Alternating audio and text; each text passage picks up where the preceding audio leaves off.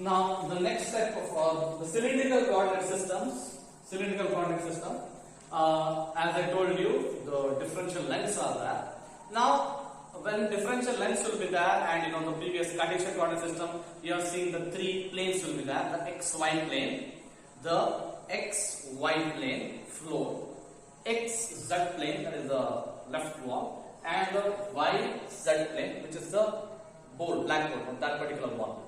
Here also you will be having three planes.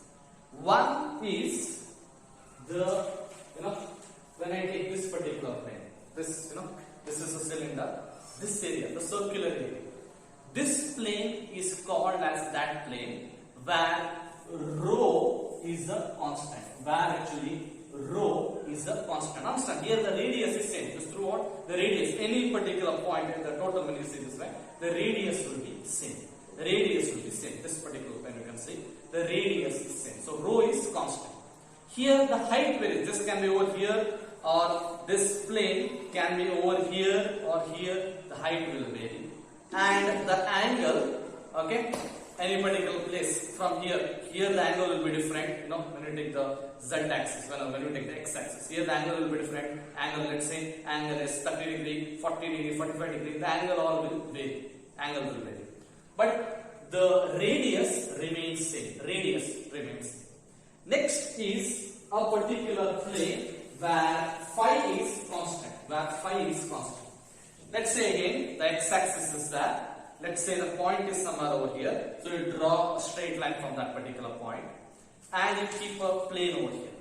Now here phi is constant. Understand this particular. Here the point is that the phi is this plane. Phi is constant.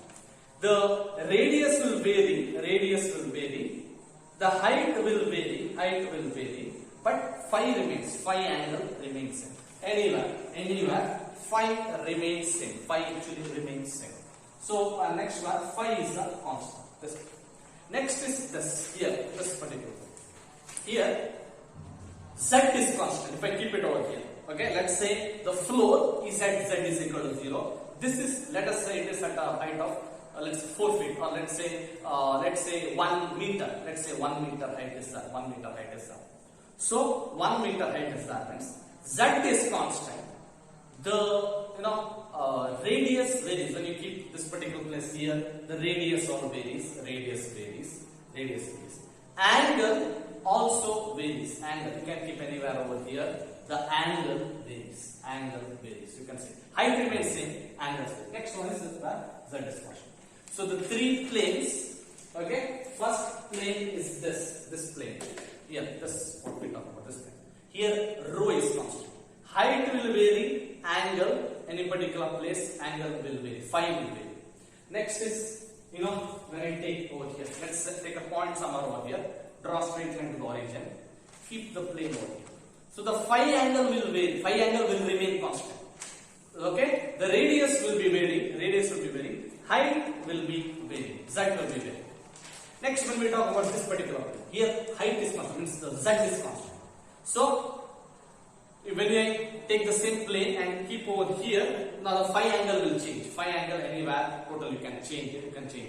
And the radius also you can change. You can change the radius also. But z will remain constant. Now, when we talk about three things, that is, the next three things, let's talk about differential length.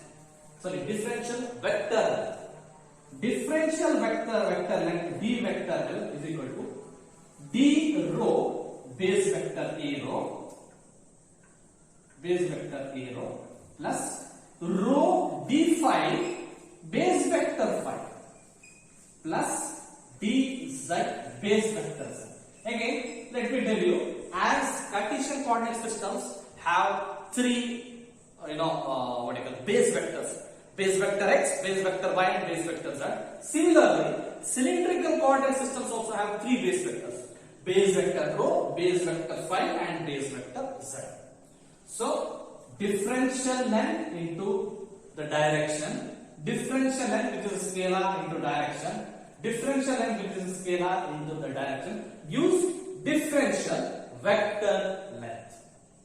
And when we talk about differential volume, again differential volume is a scalar, so it is d rho into d phi into dz, which can also be written as rho d phi dz. That's what it is. Okay. So let us exactly understand the three planes where rho, phi and z are constants. Okay.